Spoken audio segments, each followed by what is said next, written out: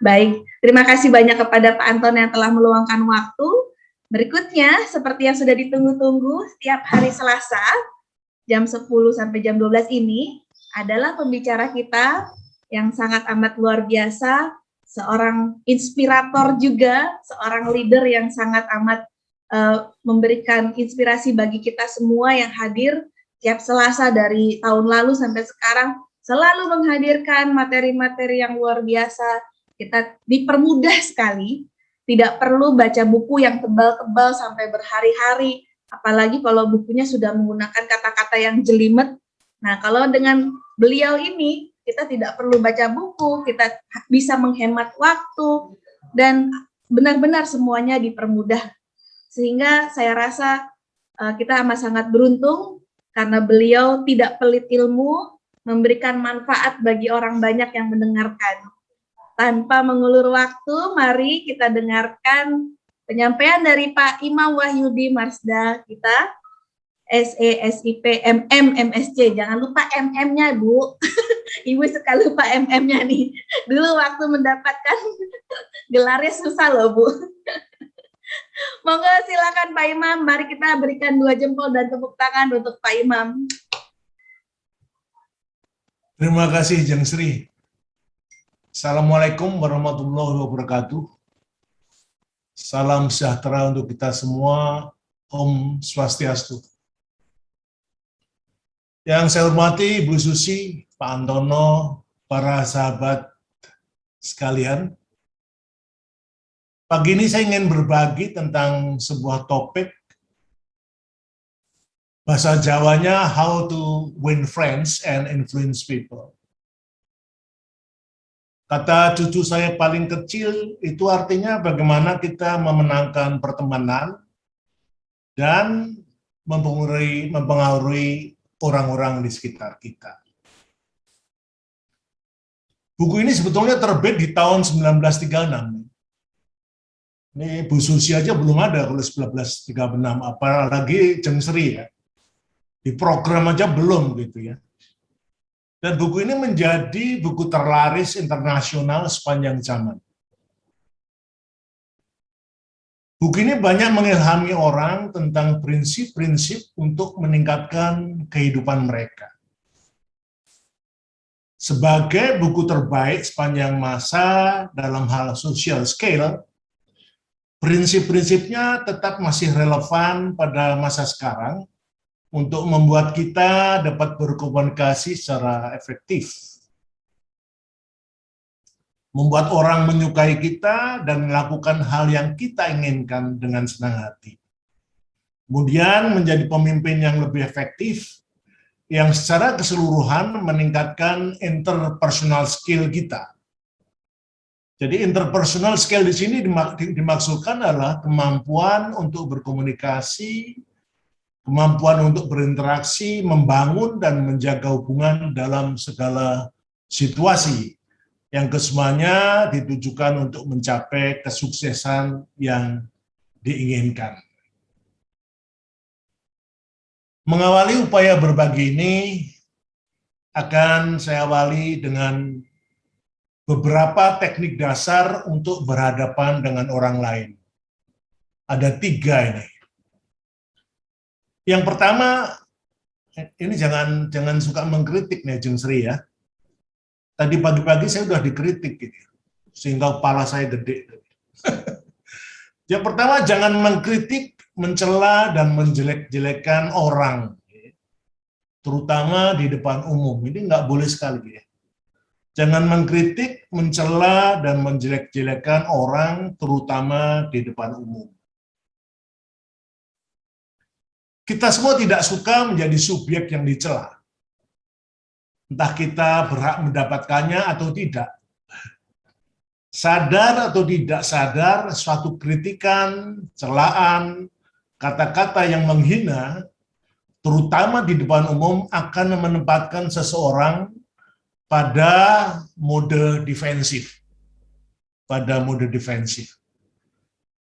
kondisi tersebut, orang tidak akan mendengarkan kita atau berubah karena dia sedang sibuk untuk mempertahankan dirinya.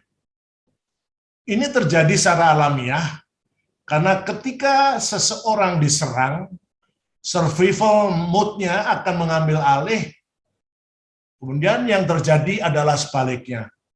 Orang tersebut akan mempertahankan egonya dan mencari pembenaran dalam dirinya bahwa dia tidak salah. Jadi perlu kita simak pernyataan yang disampaikan oleh Benjamin Franklin, bahwa salah satu faktor kesuksesannya adalah tidak berbicara tentang keburukan siapapun.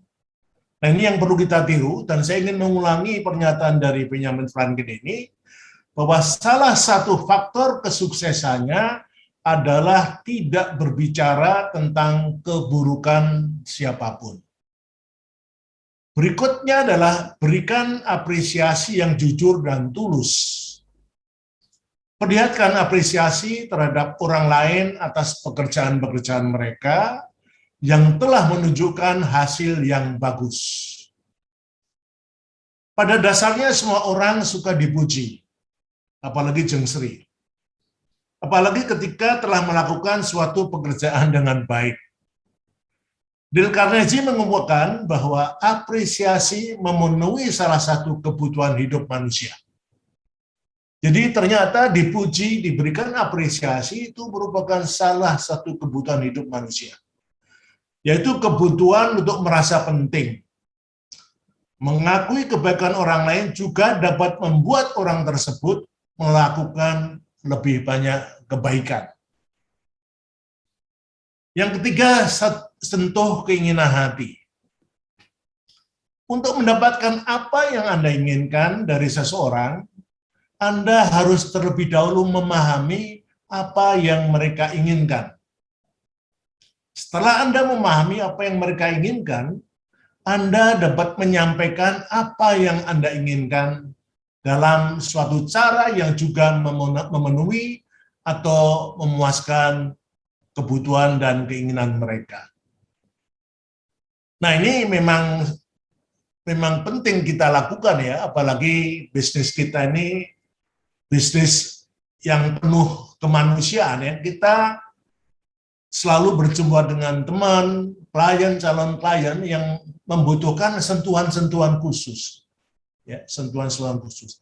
Kita memang tidak bisa langsung saja straight to the point dalam konteks bagaimana mengajak mereka untuk bergabung dengan kita, tapi memang kita harus memahami seni ini ya. Kita harus sentuh keinginan hati mereka. Nah, ketika mereka sudah tersentuh, tentunya hal-hal yang lain yang berkaitan dengan ini akan mudah kita lakukan berikutnya. Selanjutnya, bagaimana membuat orang menyukai Anda. Yang pertama, dengan tulus tertarik pada orang lain. Ini yang harus kita lakukan. Kita harus dengan tulus tertarik pada orang lain. Untuk membuat hubungan yang solid dengan seseorang, Anda harus tertarik pada orang tersebut. Ini ada bahasa Inggris, tapi saya tidak perlu sampaikan. Kenapa prinsip ini penting? Minat utama kita sebagai manusia pada dasarnya adalah diri kita sendiri. Ini menunjukkan bahwa sebagian besar orang seringkali melupakan orang lain dan mementingkan dirinya sendiri. Oleh karena itu, mereka yang memilih untuk tertarik dan memikirkan minat orang lain akhirnya menjadi berbeda. Kita mengingat orang-orang semacam itu, orang-orang yang tertarik dan membahas minat kita, dan timbullah rasa kepercayaan pada orang tersebut. Hubungan manusia selalu menjadi lebih mudah jika dimulai dengan rasa suka. Nah, di dalam kelompok Susi Suryono ini, kita semua selalu berusaha untuk menjalin kekeluargaan, kebersamaan, dan rasa suka. Rasa suka inilah yang terus kita giatkan, sehingga di antara kita tiada dusta, tidak ada dusta di antara kita. Ya, Jeng Sri ya. Kemudian ini yang paling penting, ya. Tapi tolong kalau pas ada orang ya, tersenyumlah, Jeng Sri. Jadi tersenyum ini sangat penting, tapi tolong tersenyum pas ada orang gitu ya. Jangan tersenyum sendiri gitu. Tersenyum itu menandakan Anda orang yang ramah, gitu ya. Menyenangkan dan secara tersirat memberikan kesan, saya menyukai Anda dan Anda membuat saya senang. Tersenyumlah kapanpun Anda ketika Anda menyapa orang. Selain itu, senyuman juga mempengaruhi perasaan Anda sendiri dan perasaan orang lain yang Anda senyumi. Anda sendiri secara alamiah menjadi lebih gembira, karena sikap tubuh Anda dapat mempengaruhi perasaan Anda. Ini tersenyum ini pernah ya selalu kita sampaikan dalam konteks hubungan sosial ya, dulu masalah relation. Kemudian ketika kita bertemu dengan orang lain, para sahabat, diawali dengan senyum ini membuat semuanya jadi lancar. Gitu ya. Jadi senyum ini kelihatannya membawa berkah. Tapi sekali lagi senyumlah ketika ada teman dan ada orang lain. Dan yang penting lagi Bu Pak sekalian, ingatlah dan sapa nama mereka. Kita senang sekali di grup Susi Suryono, sebelum kita mulai sesi 1 atau sesi 2, kita selalu bertegur sapa. Menyebut nama itu bukan main.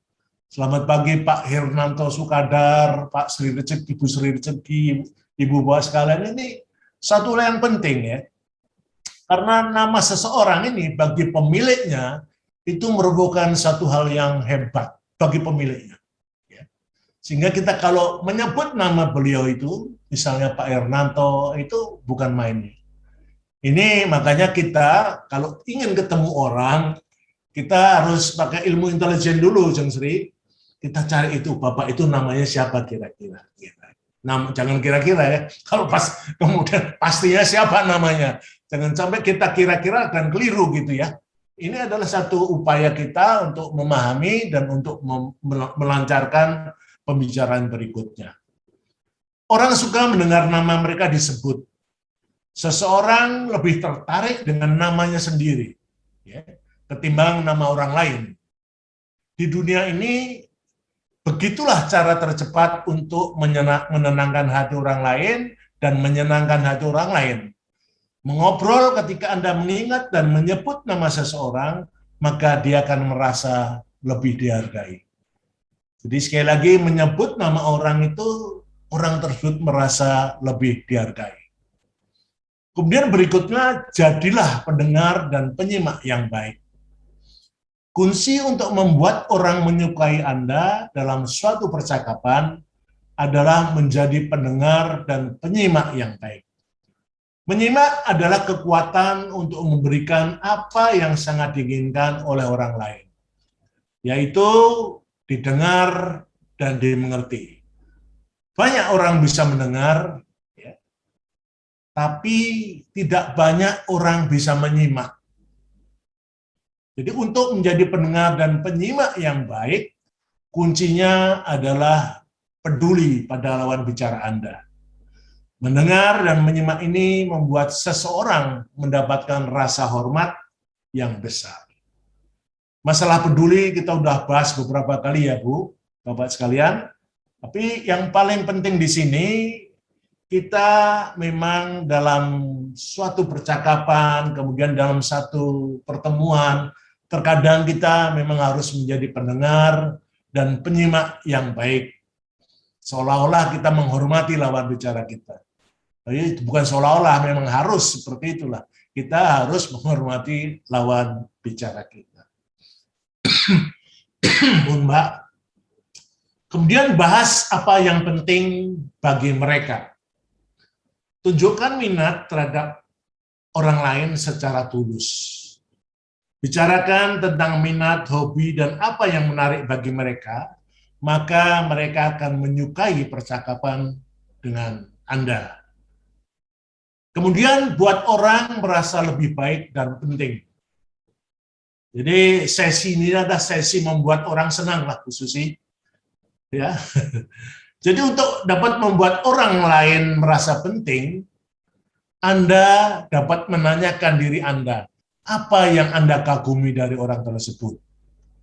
Setelah mengetahuinya, hal ini akan tercermin di dalam sikap Anda, atau Anda juga bisa langsung menyampaikannya kepada orang tersebut mengenai apa yang Anda kagumi darinya. Ya contohnya, waduh baju Bu Susi keren, cakep nih katanya. Ini jahitnya di mana? Jahit sendiri, tolong dong jahitin punya saya. Itu salah satu cara-cara khusus bagaimana menyenangkan orang lain. Kemudian berikutnya adalah membuat orang merasa lebih baik dan penting. Tadi sudah ya, kita harus berani mengagumi diri orang lain dengan baik. Karena disitulah menjadikan kunci bagaimana kelangsungan pembicaraan kita. Setelah kita membahas tentang bagaimana membuat orang menyukai Anda, selanjutnya kita akan mencari jawaban tentang bagaimana cara mendapatkan kepercayaan orang terhadap cara berpikir Anda. Yang pertama, kita harus selalu menghindari perdebatan. Berdebat dengan orang lain jarang sekali membuahkan hasil untuk Anda. Biasanya perdebatan berakhir dengan salah satu pihak semakin yakin dengan kebenarannya. Jadi pada dasarnya Anda akan selalu kalah dalam argumen. Walaupun Anda terlihat memenangkannya, karena jika Anda merasa menang sekalipun, lawan bicara Anda akan menjadi marah dan benci. Jadi pada setiap pertemuan pembicaraan dengan orang lain, kita harus berani menempatkan diri kita seolah-olah kita ini yang butuh mereka. Ya. Karena ketika kita merasa membutuhkan mereka, maka kita kadang-kadang terpaksa harus mengalah di dalam konteks perdebatan. Karena menang kalah dalam perdebatan itu nggak ada nilainya, nggak ada maksudnya, nggak ada hasilnya untuk kita. Perdebatan dengan orang lain itu adalah kunci kesalahan kita sebetulnya. Jadi hindari perdebatan itu adalah paling baik. Kita terkadang mengalah untuk menang. Kita terbiasa dengan itu dalam konteks hubungan-hubungan ini. Sekali lagi kita harus selalu menghindari perdebatan. Berikutnya adalah tunjukkan rasa hormat pada pendapat orang lain. Ketika Anda menyerang pendapat seseorang, Anda akan membuatnya menjadi defensif. Jangan pernah berkata, kau salah. Ini menurut Dale Carnegie, dia ngomong, jangan pernah mengatakan kau bersalah. Karena hanya akan membuat orang memusuhi Anda. Jadi kita harus betul-betul mencari kalimat yang indah buat lawan bicara kita, karena sekali lagi kita harus menempatkan diri kita pada tempat yang membutuhkan. Kita yang membutuhkan. Kalau mau sukses, gitu. Kata Mbah Dale Carnegie ya. Kemudian berikutnya berani mengakui kesalahan sesegera mungkin. Pada saat kita membuat kesalahan, orang tentu siap menegur kita. Ya. Dengan kita duluan mengakui kesalahan dan meminta maaf, orang malah menjadi lunak. Ini dikarenakan secara tidak langsung akan meningkatkan egonya, ya, yaitu ketika Anda salah, maka dia merasa benar. Buat mereka merasa benar, karena kita perlu mereka. Sekali lagi, silakan merasa benar, ya karena kita sangat membutuhkan mereka. Kemudian berikutnya adalah awali dengan sikap ramah. Memulai sesuatu percakapan dengan sikap ramah akan membuat lawan bicara Anda lebih lunak dan terbuka untuk menerimanya. Keramahan lebih efektif untuk mengubah pikiran orang. Lain dibandingkan gertakan atau marah-marah. Oleh karena itu, apapun yang ingin Anda capai, cobalah pendekatan yang ramah dulu. Jadi ramah di sini betul-betul ramah, bukan rajin menjamah, ramah. Ya. Kemudian berikutnya, buatlah orang lain mengatakan ya sesering mungkin. Rasa suka menarik rasa suka. Rasa cinta juga menarik rasa cinta. Saat seseorang berkata ya dan bersungguh-sungguh, dia berada dalam posisi untuk menerima dan membuka diri. Jadi semakin banyak ya yang Anda bisa dapatkan dari awal sebuah interaksi, ini semakin besar kemungkinan yang Anda dapatkan untuk membuat orang itu berkata ya untuk ide, solusi, atau transaksi Anda. Kemudian berikutnya, biarkan orang lain menguasai percakapan. Karnesi menyarankan agar kita tidak memonopoli suatu percakapan. Sebaliknya, biarlah lawan bicara kita yang mengambil sebagian besar porsi percakapannya. Ini sekali lagi, Bapak sekalian, memang Dale Carnegie ini di dalam keseluruhan apa yang ada di buku, memang mencoba menempatkan kita semua pada tempat yang membutuhkan. Sehingga selalu memberikan kesempatan yang lebih kepada lawan bicara kita. Karena menurut Dale Carnegie, untuk bersifat arogan itu paling gampang, ya. Untuk bersifat menjengkelkan itu paling gampang. Untuk marah-marah itu paling gampang. Tapi memberikan satu kesempatan kepada orang lain untuk menempatkan diri mereka seolah-olah lebih dari kita, ini adalah satu hal yang patut diacungi jempol katanya. Hebat kita kalau mampu memberikan peluang pada orang lain untuk seolah-olah mereka penting di mata kita. Ini adalah katanya Mas Dale Carnegie, ya. Kemudian berikutnya adalah bagaimana cara mendapatkan kepercayaan orang terhadap cara berpikir Anda, tapi yang keduanya. Yang pertama tadi sudah, yang kedua ini adalah biarkan orang lain menganggap sesuatu adalah idenya. Orang akan bekerja lebih keras terhadap suatu ide yang berasal dari dirinya sendiri. Jika Anda menginginkan suatu kerjasama yang efektif, biarkan orang lain merasa itu idenya. Karena secara tidak langsung mereka akan lebih termotivasi. Sebaliknya, ketika Anda berdebat bahwa itu adalah ide Anda, maka orang menjadi kurang termotivasi. Ini lagi-lagi selalu memberikan kesempatan kepada orang lain, walaupun ini ide kita, tapi dalam konteks keberhasilan satu tim, silahkanlah seolah-olah apa yang kita desain ini merupakan ide mereka. Dan ini kelihatannya berhasil ya, dilakukan oleh orang-orang yang mengikuti apa yang diarahkan oleh Mas Dale Carnegie. Berikutnya adalah melihat suatu hal dari sudut pandangnya. Salah satu rahasia terbesar untuk berhubungan dan memenangkan hati orang adalah memposisikan diri kita sebagai orang tersebut, yaitu melihat dari sudut pandang orang tersebut. Ini lebih dalam dari sekedar mengerti pendapat mereka. Tetapi apa alasan utama yang mendasari mereka pada awalnya? Jadi saat Anda meluangkan waktu untuk melihat dari perspektif orang lain, Anda akan bersimpati pada perasaan dan gagasannya. Dan berikutnya adalah terlibat secara empatik. Manusia pada dasarnya menginginkan pengertian dan simpati dari orang lain dengan empati. Ya. Kita berusaha untuk memahami perspektif seseorang dengan lebih baik.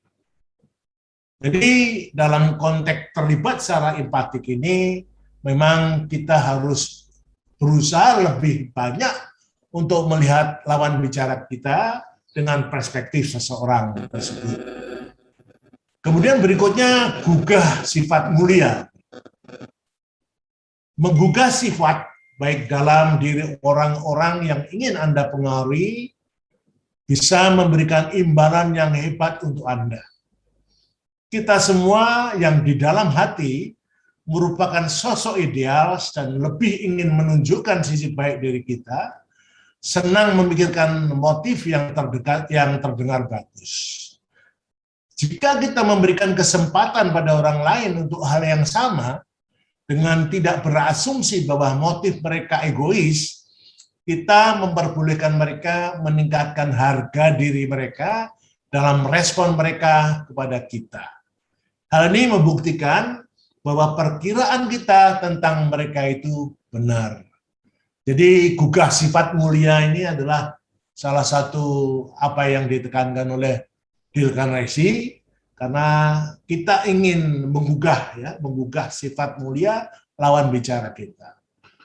Kemudian berikutnya adalah dramatisir ide Anda. Dramatisir ide Anda di sini dimaksudkan merupakan bagian dari rencana marketing terhadap produk Anda. Tidaklah cukup untuk hanya memberikan fakta tentang produk Anda, namun harus juga dibuat menjadi lebih menarik dan menggugah ketertarikan. Ambil contoh saja ketika kita menjajakan produk Pulver Placenta. Tentunya kita tidak bisa straight to the point. Ya, ini bagus nih, kapsulnya kapsul coklat keren. Nggak bisa, harus ada imbuhan-imbuhan yang menarik. Ya paling tidak kita bisa cerita tentang isinya, ada 12 ingredient, kemudian teknologi yang untuk membuat menjadi kapsul itu, gitu. Kemudian ada sertifikat yang bukan main. Ini harus didramatisir ya. Didramatisir di sini memang merupakan satu upaya pemasaran kita sehingga orang-orang lain menjadi terpengaruh dan ingin bergabung dengan kita.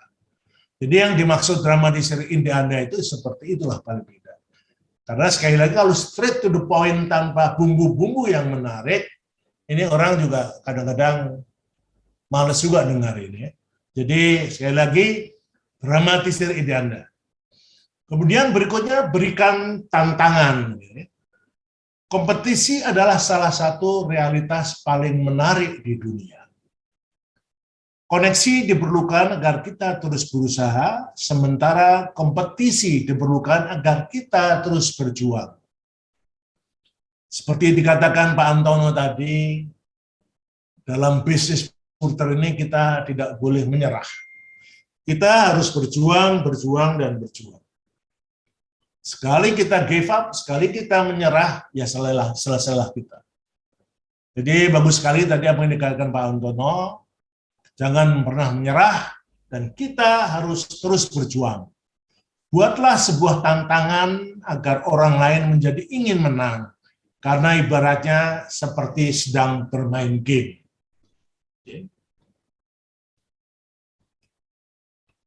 Berikutnya adalah menjadi pemimpin, cara menuntun perubahan tanpa penolakan dan kebencian. Ini di grup kita ini semuanya leader ya, semuanya leader. Semuanya pemimpin. Sehingga kita ketika menuntun perubahan tanpa ada penolakan adalah satu hal yang kita inginkan. Oleh karenanya mengawali masalah yang berkaitan dengan kepemimpinan ini, kita harus mengawali dengan pujian dan apresiasi yang jujur. Jika Anda harus mengkritik seseorang, awali dulu dengan hal positif yang telah dilakukannya. Jangan menggunakan kata tetapi. Ini ada contohnya nih. Anda telah melakukan dengan baik, tetapi itu katanya yang itu jelek. Katanya. Yang lebih positif katanya, Anda telah melakukannya dengan baik dan akan lebih baik lagi jika ini kalimat yang saya tiru dari yang disampaikan oleh Dale Carnegie. Kemudian berikutnya, sampaikan kesalahan tanpa menarik perhatian. Ini sebagai seorang pemimpin ya, secara langsung menunjukkan kesalahan seseorang padanya akan membuat menjadi defensif. Dan orang cenderung mempertahankan egonya pada mode defensif untuk mencari kebenaran. Apalagi jika menyampaikannya di depan umum, ini jelas akan ini ada telepon lagi, akan menyakiti perasaannya. Jadi Ibu Bapak sekalian, ini harus menjadi kebiasaan kita, karena kita punya anak buah, kita punya teman-teman, kita punya orang-orang terdekat kita. Kalau ingin menegur mereka, kita harus betul-betul ya face to face sajalah. Jangan di depan umum kita menyalahkan mereka, kita menegur mereka dengan keras, itu kalau bisa dihilangkan sifat-sifat seperti itu. Kemudian berikutnya, bicarakan kesalahan sendiri sebelum mengkritik. Kita membuat diri kita terlihat seperti manusia saat membicarakan kesalahan-kesalahan kita. Orang-orang pun merasa lebih mudah untuk merasa terhubung dengan kita. Mereka merasa kita lebih memahami perspektif mereka. Dalam keadaan seperti itu, mereka pun menjadi lebih terbuka saat mendengar saran dari kita. Dengan mengakui kesalahan sendiri, Anda mengalihkan perhatian orang tersebut dari kesalahannya. Anda melunakkan pendekatan dan mencegah agar dia tidak langsung bersifat defensif. Ini merupakan seni memimpin ya. Terkadang di dalam memberikan teguran kepada anggota kita seolah-olah menyalahkan diri sendiri. Wah, saya kemarin ini harusnya tidak berbuat seperti ini. Harusnya seperti ini. Jadi memang seni kepemimpinan ini luas sekali, dan menurut saya para pendengar di Zoom Susi Suryono ini levelnya udah senior leader lah gitu ya, sehingga hal-hal ini sudah terbiasa dilakukan. Kemudian berikutnya, lebih baik bertanya daripada memberi perintah secara langsung. Manusia pada dasarnya tidak suka diperintah. Manusia pada dasarnya tidak suka diperintah karena akan merasa mempunyai posisi lebih rendah dan lebih tidak penting. Sebaliknya, dengan mengajukan pertanyaan, kita membuat orang-orang yang ingin kita pengaruhi menjadi semakin terlibat. Coba tanya kepada diri sendiri, lebih suka diberikan pertanyaan atau diperintah? Tentu kita lebih suka diberikan pertanyaan ya daripada diperintah. Walaupun pertanyaannya itu isinya juga memerintah. Tapi sekali lagi, di dalam upaya kepemimpinan ini, seni-seni untuk memimpin ini banyak sekali, sehingga kita perlu cari ya, formulasi yang tepat bagaimana kita bisa memberikan satu teguran, tapi tidak seolah-olah tidak teguran itu sendiri. Kemudian berikutnya, jagalah muka orang lain. Kenapa ya harus menjaga muka orang lain? Muka sendiri kadang-kadang jerawatan ini. Ini sama seperti prinsip sebelumnya, yaitu jangan mengkritik, menghina, atau membuat malu orang lain, terutama di depan umum, karena akan menimbulkan rasa benci. Rupanya menegur orang lain, menghina orang lain ini bisa menimbulkan rasa benci. Oleh karena janganlah kita menghina atau menyalahkan orang lain di depan umum, ya. Kecuali memang disampaikan secara face to face, tapi tentunya dengan bahasa yang lebih lunak. Masih tentang menjadi pemimpin, kita harus memberikan pujian ya setiap ada kemajuan. Jika kita ingin terus meningkatkan progres atau kemajuan, pujilah kapanpun mereka membuat kemajuan walaupun hanya sedikit. Dengan begitu mereka akan merasa baik, dihargai, dan lebih termotivasi untuk maju. Kemudian sematkan reputasi yang baik kepada orang lain. Agar dapat mengubah perilaku seseorang, ubahlah level kehormatan yang diterimanya dengan memberikan reputasi bagus yang bisa diembannya. Jika seseorang merasa tidak penting atau tidak dihormati, dia hanya memiliki sedikit motivasi untuk memperbaiki dirinya. Oleh karena itu, kenapa tidak menciptakan sebuah visi ketika orang tersebut memiliki segalanya yang Anda tahu dapat diraihnya. Jadi sebagai pemimpin memang menjadi kewajiban ya, untuk memperbaiki kinerja anak buahnya, kemudian bagaimana meningkatkan kredibilitasnya, ini semuanya memang menjadi kewajiban bagi para pemimpin. Dan kita di sini semuanya adalah pemimpin, sehingga sangat mudah sekali menurut saya untuk memberikan saran-saran perbaikan kepada satuan bawah kita. Berikutnya adalah buatlah kesalahan tampak gampang untuk diperbaiki dan bangkitkan semangat. Jika sesuatu kesalahan tampak sangat besar bagi seseorang, bisa jadi dia merasa sangat tidak kompeten dan menjadi rendah diri serta hilang semangat. Doronglah semangat mereka dan bangun egonya dengan membuat kesalahan tersebut tampak mudah untuk mereka perbaiki. Sehingga mereka pun akan termotivasi untuk memperbaikinya. Jadi sekali lagi, kalau kita melihat kesalahan anak buah, buat motivasi kepada anak buahnya, seolah-olah kesalahan ini kesalahan yang kecil lah, yang mudah diperbaiki. Dengan demikian anak buah menjadi termotivasi lagi untuk bekerja lebih baik, untuk kemudian mendapatkan hasil yang lebih baik lagi bagi tim secara keseluruhan. Kemudian berikutnya, buatlah orang lain senang dengan apa yang Anda kehendaki. Ketika Anda menginginkan seseorang untuk mengerjakan sesuatu, buatlah mereka merasa bangga pada tugas tersebut. Beritahu mengapa Anda mempercayakan tugas itu kepada mereka. Apa skill dan bakatnya yang mendukung tugas tersebut. Ibu bapak sekalian, para sahabat yang berbahagia, berikut adalah tentang ringkasan untuk menjadi pribadi yang efektif dalam berkomunikasi dan berhubungan sosial. Pertama, kita harus menghindari kritik, celaan, serangan kata-kata, atau hal-hal yang dapat membuat malu seseorang di depan umum.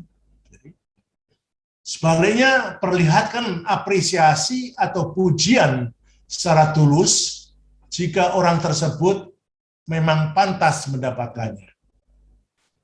Bersikap ramah, terutama dengan memberikan senyuman, rendah hati, dan jangan arogan. Dalam sebuah percakapan, jadilah pendengar yang baik. Bicarakan apa yang penting bagi mereka. Bahas minat mereka. Berikutnya masih tentang menjadi pribadi yang baik, hindari perdebatan, kemudian jangan menolak atau melawan, setujui terlebih dahulu. Ini saran dari Dale Carnegie, setujui terlebih dahulu. Dan dorong orang untuk berbicara tentang diri mereka. Fokusnya adalah diri mereka. Sehingga mereka akan menyukai dan mempercayai Anda. Buat orang tersebut merasa penting. Yang paling mendasar adalah Anda harus tertarik secara tulus terlebih dahulu pada orang lain sebelum orang lain tertarik pada Anda. Saya udah tertarik nih sama Pak Hernanto ini. Salah sakit sedikit saya telepon beliau.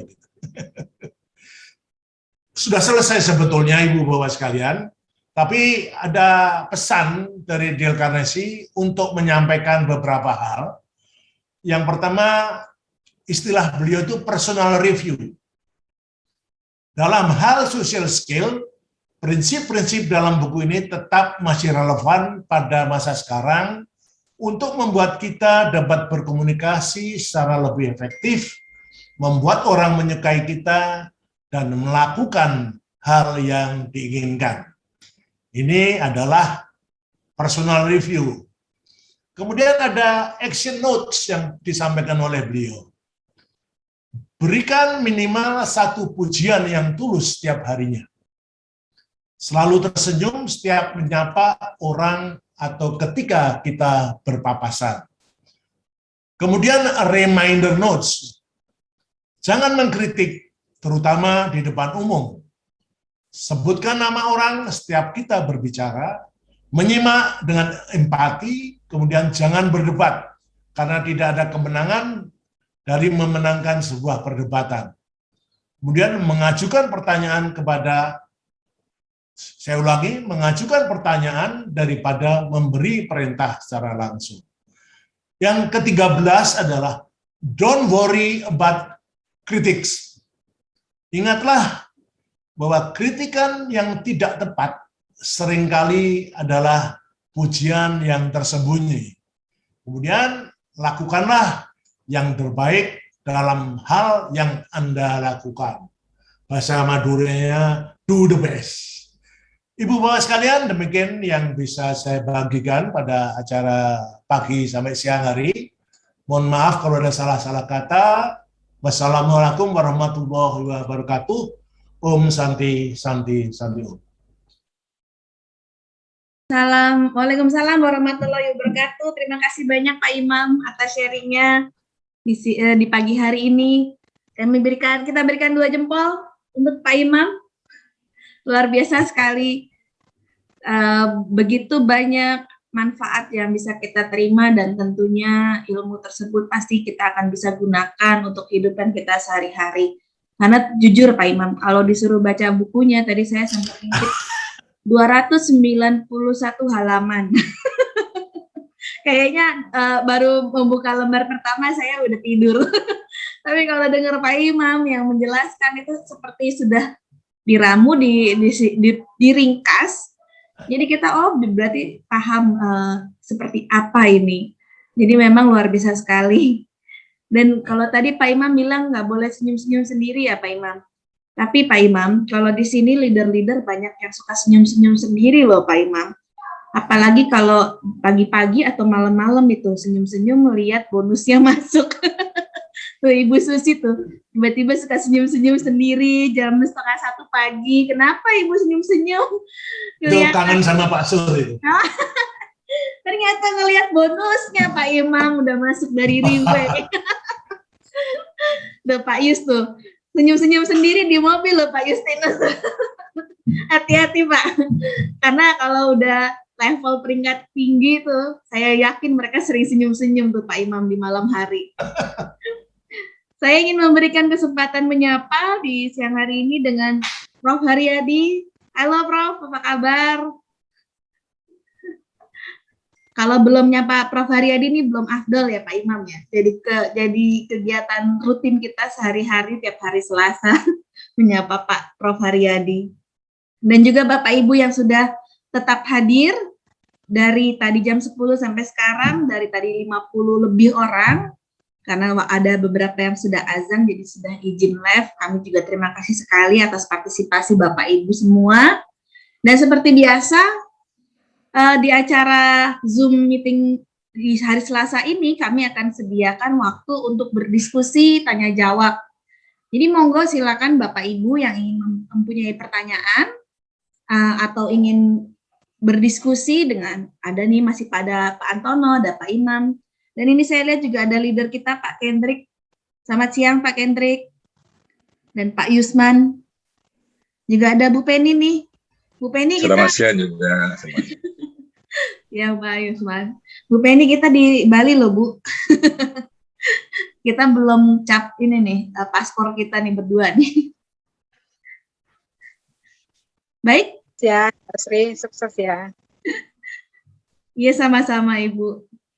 Pak Kustri, hati-hati Pak di jalan, saya melihat sedang menyetir Pak. Jadi luar biasa sekali Bapak Ibu yang masih beraktivitas di pagi hari dan siang hari ini, tetap untuk mengikuti acara Zoom, termasuk teman saya nih Pak Yudi nih, sedang perjalanan ke Cirebon ya Pak Yudi ya. Apa kabar Pak Yudi? Semoga sehat-sehat ya, salam buat Mas Farid sama Pak Makno yang mendampingi. Ada Pak Alkaf. Oh, ada Pak Alkaf. Iya, Pak Alkaf. Salam hormat, Pak Alkaf. Terima kasih, Mbak. Selamat pagi. Assalamualaikum. Pak sibuk terus kelihatannya Pak Alkaf ya, tambah hari tambah sibuk. Tetapi kami lihat kok jadi 10 tahun lebih muda sekarang.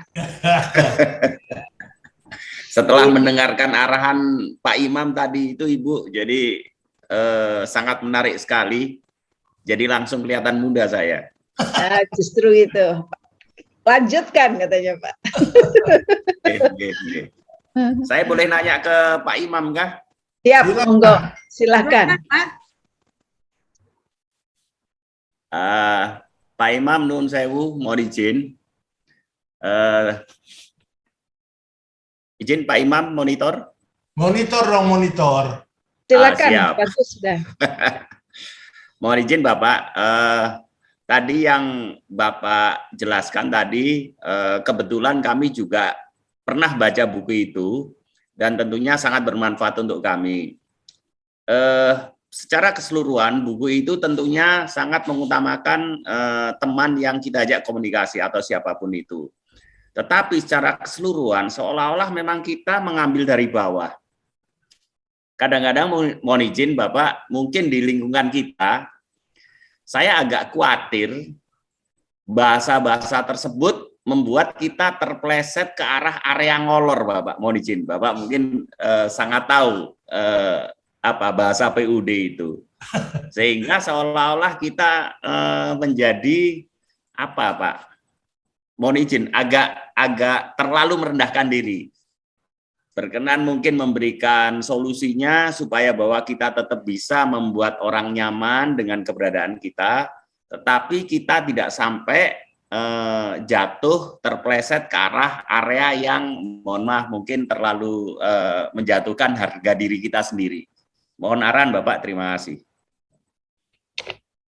Terima kasih Mas Alkaf. Ini kalau yang tanya ini kandidat doktor, ini memang rodo ingetin jawabnya gitu. Siap, amin Bapak. Ini kandidat doktor sebentar lagi. Memang di dalam buku Dale Carnegie ini memang seperti yang dikatakan Jeng Sri tadi, bukunya tebal dan nyari poinnya itu susah banget gitu ya. Karena loncat sana, loncat sini, loncat sana, akhirnya saya biarkan untuk loncat-loncatan. Setelah loncatnya diem, saya baru cari yang mana yang saya cari. Memang benar, di sini memang diarahkan oleh Dale Carnegie, kita untuk menempatkan diri pada satu tempat yang seolah-olah mengalah. Kita mengalah, tapi bukan berarti kalah. Karena kita ingin mendapatkan, satu lagi, memenangkan pertemanan, dan mengajak mereka itu, ya kita bisa memengaruhi pemikiran mereka. Kalau kita pertama datang sudah istilahnya dengan wajah yang arogan, kemudian dengan istilahnya semangat menggebu-gebu ya, itu lawan bicara kita akhirnya menjadi, wah ini kok udah belum apa-apa kereng gitu ya. Apalagi kalau lihat tampang saya udah kereng dulu, apalagi ngomongnya keras lagi gitu ya. Itu akhirnya orang, wah ada gawat ini, gawat ini. Tapi ini memang satu ilmu dari Dale Carnegie yang sejak 1936 ini kok banyak sekali orang yang mengikuti cara itu. Pola mengalah dulu, kemudian untuk menghasilkan sesuatu yang lebih besar ke depannya. Tapi memang kalau kaitkan dengan kondisi di TNI, memang anggah-ungguh seperti ini memang tidak kita kenal ya Mas ya. Karena di tentara itu istilahnya manajemen by objektif. Manajemennya sudah berdasarkan sasaran. Sasarannya sudah ditetapkan, kemudian bagaimana kita menuju ke sana. Nah, dalam konteks hubungan sosial inilah yang sebetulnya kita ingin sampaikan. Karena apapun wujudnya, kita ini nantinya, ataupun sekarang ini memang sudah berhubungan dengan orang-orang ya. Mas Alkaf sekarang di situ udah banyak sekali teman yang dari istilahnya dari berbagai lapisan. Ya. Kalau di tubuh TNI sendiri kita udah paham lah bagaimana kita menyikapi diri kita sendiri, kemudian bagaimana kita harus melakukan apapun yang kita gariskan itu kita sudah tahu. Tapi untuk menghadapi ya dari orang-orang di luar kita ketika kita berhubungan sosial, sebetulnya intinya di situ Mas. Ya memang kalau kita dengan atasan kita memperlakukan seperti itu, kadang-kadang lebay amat, lebay amat ya Mas ya, lebay gitu. Tapi ketika kita ya dengan konteks yang lain, mungkin ini ilmu-ilmu ini bisa kita terapkan. Karena sekali lagi kita di sini memang diminta merendahkan diri, bukan merendahkan diri kan tidak rendah ya. Tapi untuk menghasilkan sesuatu yang positif, ketika orang-orang itu kita bisa pengaruhi mereka untuk menuju satu tujuan yang kita inginkan. Sebetulnya intinya di situ. Awali dengan rendah diri, setelah mereka bersahabat dengan kita, kemudian mereka dapat kita pengaruhi untuk melakukan sesuatu bersama kita. Sebetulnya intinya adalah di situ. Demikian Mas Alkaf, matur suwun pertanyaan. Siap, terima kasih Bapak. Terima kasih penjelasannya Bapak. Jadi memang mungkin lebih tepatnya rendah hati mungkin ya Pak ya. Nah, betul. Rendah hati. Rendah hati aja. Ya. Karena seperti yang tadi kami sampaikan Bapak, kadang-kadang setelah kita baca buku itu, kita coba kita pahami, seolah-olah kita tidak menjadi diri kita sendiri. Iya. Seolah-olah yang tadi itu. Tetapi kami sangat setuju dengan apa yang tadi Bapak sampaikan, Bapak arahkan, tentunya sangat bermanfaat untuk kami untuk bisa berkomunikasi dengan lebih baik di segala lapisan, baik kepada pimpinan, teman, atau ke bawah. Demikian, terima kasih sekali Bapak sharingnya. Terima kasih. Mungkin izin kami, kalau diizinkan dapat recordingnya ini Bapak, bisa kami share ke adik-adik yang lain. Nanti disampaikan. Ya Pak Alkaf, nanti saya akan sharing rekor. Terima kasih Mbak. Terima kasih Jeng Sri.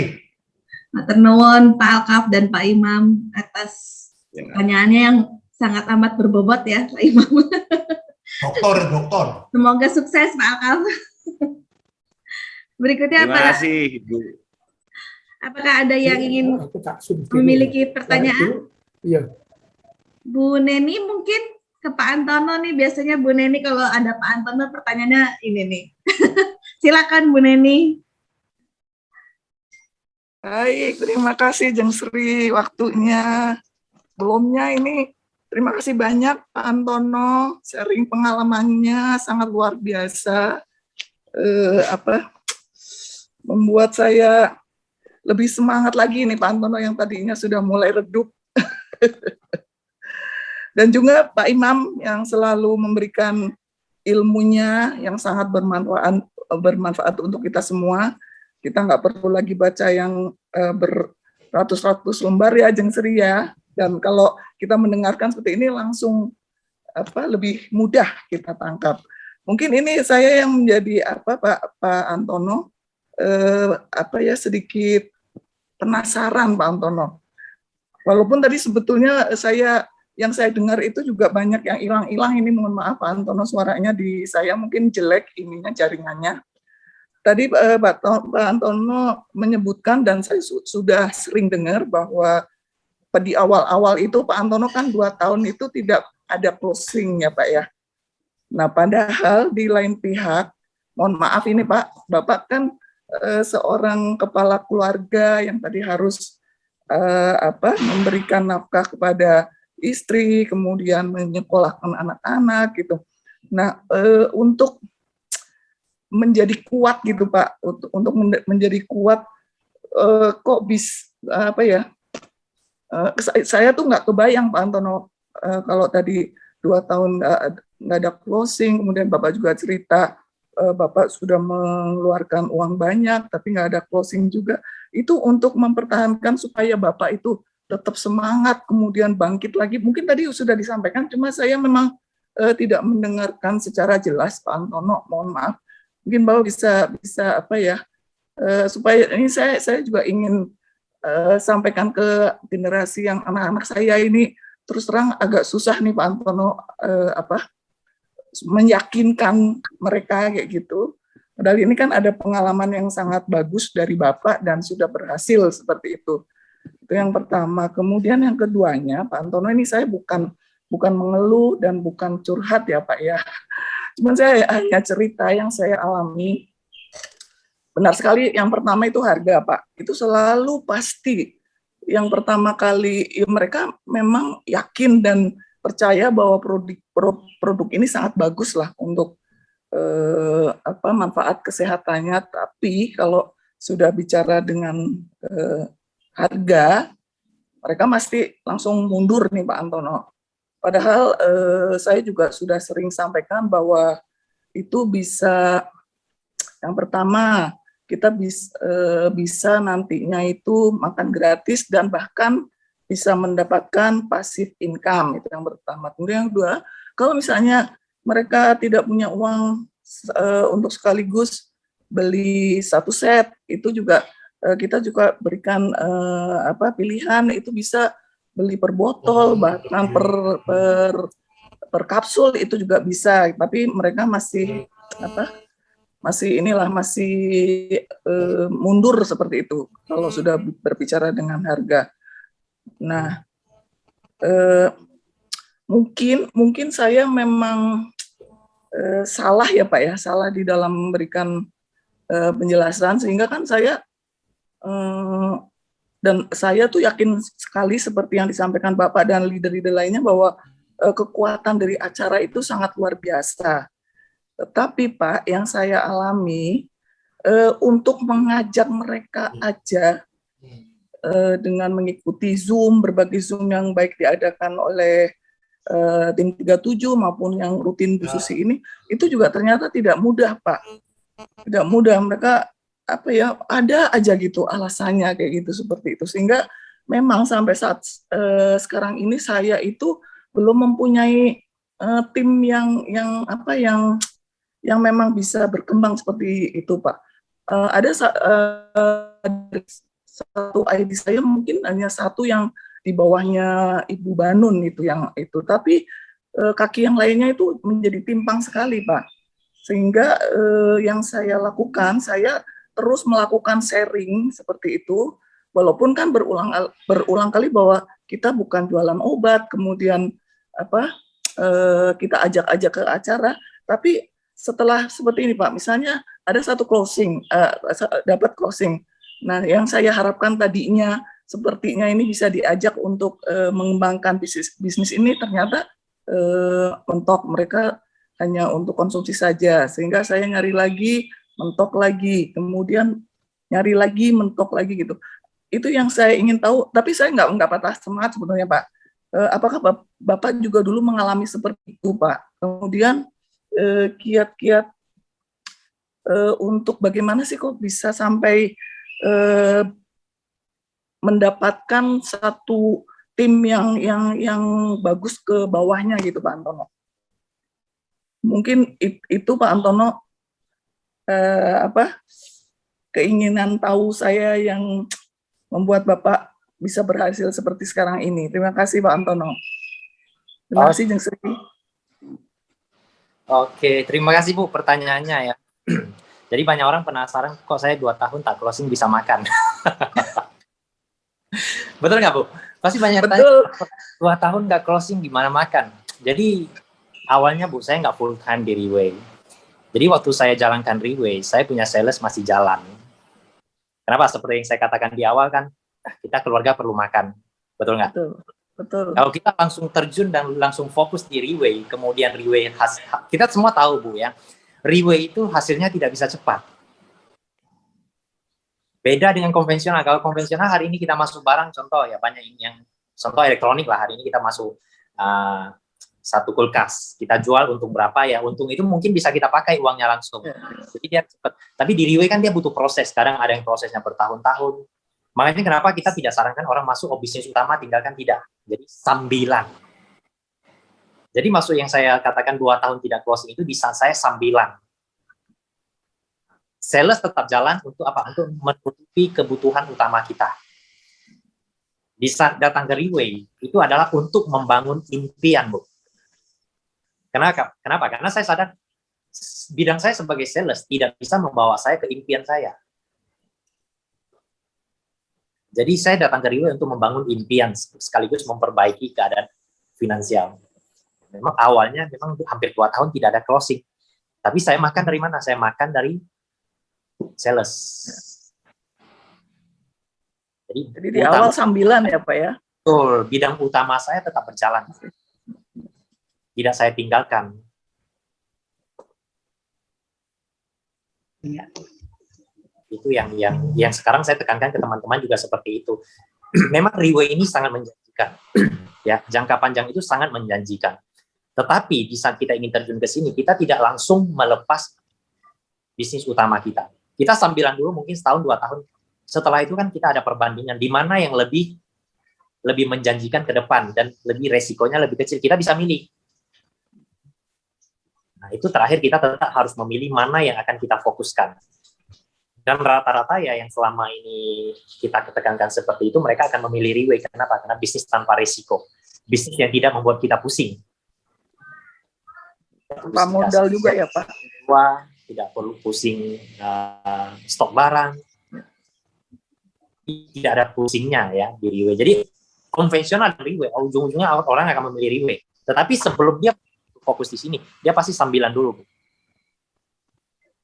Pasti ada satu masa, mungkin setahun, 2 tahun, atau 1,5 tahun, ya dia akan sambilan dulu untuk merintis. Tetap harus seperti itu. Bukan masuk ke Riwe, semua bisnis kita tinggalin fokus ke Riwe. Kalau Riwe hasilnya lambat, kita makan apa nanti? Keluarga makan apa, betul nggak? Jadi sambilan. Saya waktu itu juga sambilan dulu. Kemudian kalau masalah, ya seperti masalah harga, kemudian ibu bilang jaringan ibu timpang sebelah. Sebenarnya itu sudah sebuah kemajuan. Ya, kita di Riwe kita semua tahu di Riwe bahwa kita sebenarnya kita hanya perlu 2 jaringan, betul nggak? Kalau 1 jaringan sudah berkembang Ibu Banun, bagaimana Ibu mencetak 1 Ibu Banun lagi? Dan tentu itu perlu proses. Ya mungkin ada satu seperti Ibu Banun mungkin cepat geraknya. Mungkin Ibu membutuhkan 1 leader tapi geraknya tidak secepat itu. Itu pasti akan terjadi, Ibu. Jadi namanya jaringan, dia sulit untuk mendapatkan semuanya jalan seimbang. Tidak ada. Sangat sedikit. Jadi pasti nanti ada 1 jaringan besar, ada 1 jaringan kecil. Nanti di sini besar, di sini kecil. Dia akan seperti itu terus-menerus. Jadi hal seperti itu tidak akan bisa kita hindari. Dan setiap orang, seperti saya pribadi, Bu ya. Saya pribadi dalam 9 tahun ini, mungkin kalau kita bicara 9 tahun, harusnya sudah jual banyak sekali, betul nggak? Harusnya sudah sponsor banyak sekali orang. Ya, tetapi dalam 9 tahun ini, saya sponsor tidak sampai 20 orang. Kalau nggak salah hanya 15 atau 16 orang. Dan dari 16 orang ini, Bu, ya yang setiap kali saya lagi santai, walaupun orang tersebut tidak aktif, Bu, saya akan ajak beliau, ayo ngopi, ayo ketemu, makan bareng, tapi tidak bahas Riwe. Kenapa? Karena membangun hubungan. Ya, walaupun orang tersebut di tim kita dia tidak gerak, tidak ada masalah. Seperti yang saya katakan, mungkin momennya tidak tepat.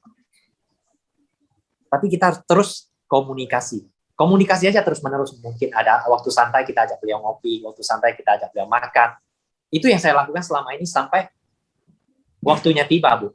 Ya, mungkin momennya tiba. Beliau akan tanya bagaimana cara menjalankan Riwe. Awal saya jalankan Riwe hanya 2 jaringan, kemudian 3 jaringan, kemudian 4 jaringan.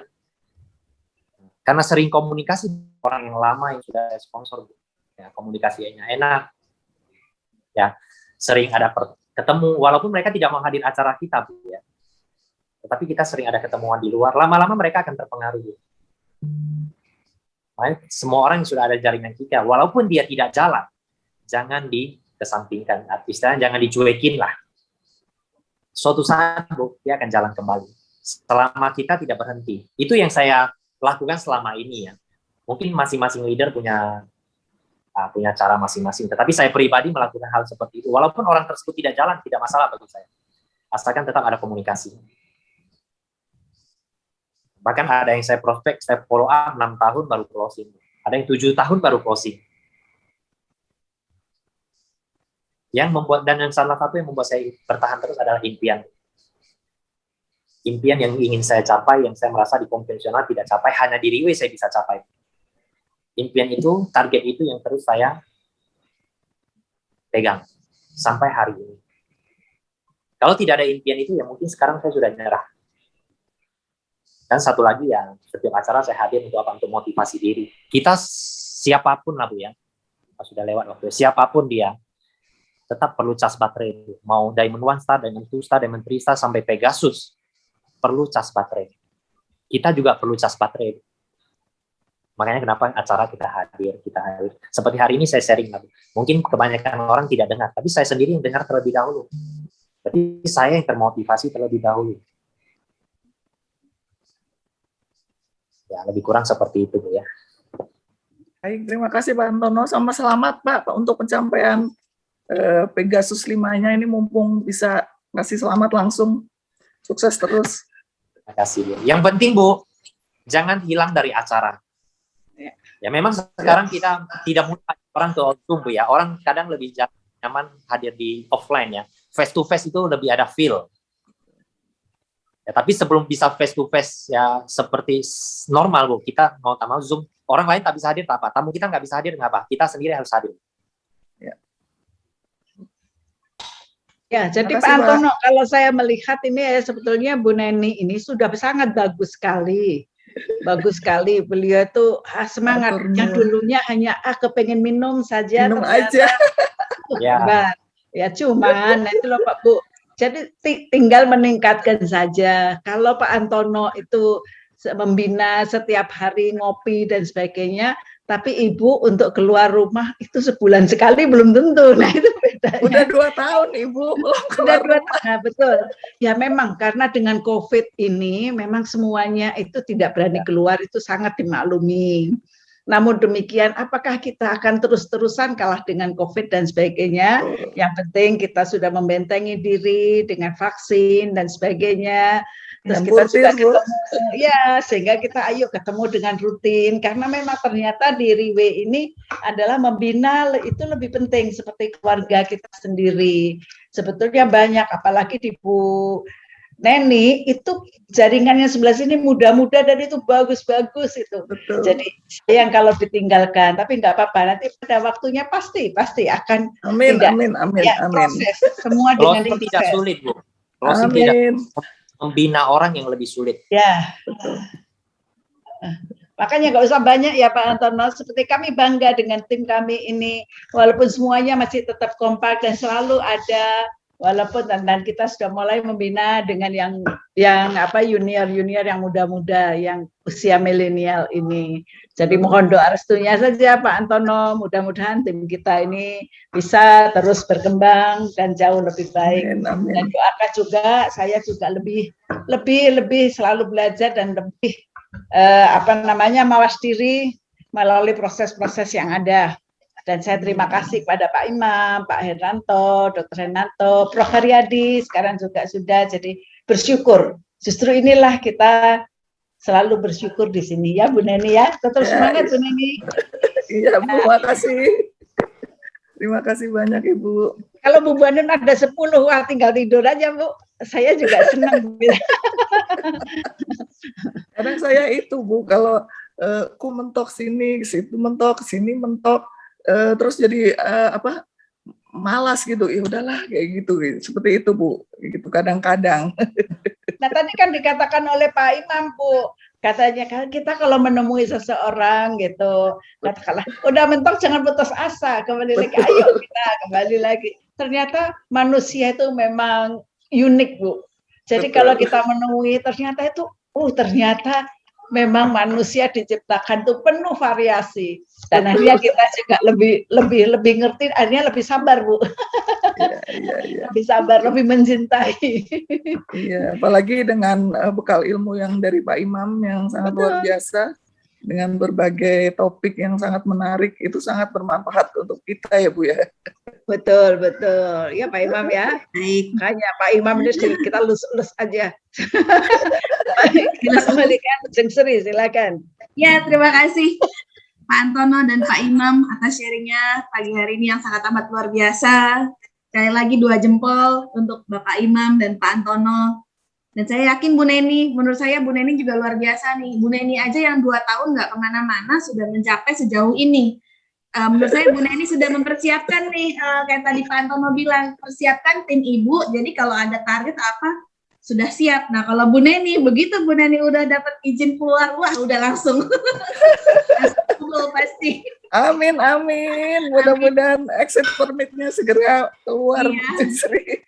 Dan jangan lupa Bapak Ibu yang ada hadir di hari ini, hari Sabtu tanggal 27 November akan ada acara yang tadi Pak Antono katakan untuk men-charge kita. Jangan sampai lewatkan, hubungin leader-leader Bapak Ibu, karena ini tiketnya susah sekali. Kalau misalnya Bapak Ibu bisa berhasil mendapatkan tiket itu luar biasa. Kesempatan yang sangat amat jarang, dan ini bisa berkumpul 5 orang, kita bisa mendengarkan beliau-beliau ini, dan pasti akan menjadi inspirasi. Sangat sulit mendapatkan tiketnya. Kalau Bapak Ibu bisa mendapatkan, hubungi leader-leader Bapak Ibu. Bapak Ibu sangat amat beruntung. Baik, selamat siang dan terima kasih atas waktu yang telah diberikan Bapak Ibu semuanya. Semoga dapat bermanfaat. Mohon maaf apabila ada kesalahan kata-kata, dan semoga bisa memberikan suatu hasil yang memuaskan untuk mencapai impian Bapak Ibu semuanya. Terima kasih. Semoga sehat selalu dan sampai jumpa minggu depan tiap hari Selasa. Nggak ada acaranya Sabtu. Terima kasih Pak Imam, terima kasih Bu Susi, Jeng Sri, terima Terima kasih Pak Imam, Pak Antono. Terima kasih Bu Susi. Sampai tanggal 20.